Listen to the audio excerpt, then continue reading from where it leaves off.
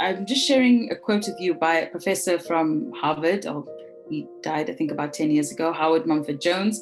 And he said that a history of happiness would be not merely a history of mankind, but also a history of ethical, philosophical, and religious thought.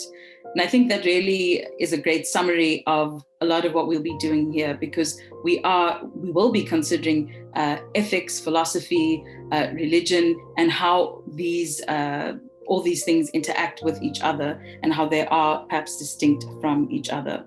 So the reason for, you could ask, well, why is a history of happiness this great consideration of ethical concerns and philosophical concerns and religious concerns? And the answer really is that happiness has been marked by so many changes through, the history of mankind. It's changed, and it's changed very dramatically and very radically. We begin with ideas in ancient Greece.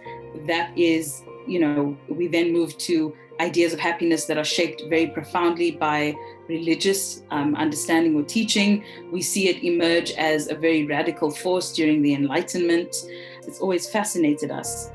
Some people speak of happiness as a joyful, cheerful state. Others express it as being the pinnacle of human flourishing. Others view happiness as a state of contentment or peace or tranquility. Contemporary sociologists talk about happiness as being a psychological condition.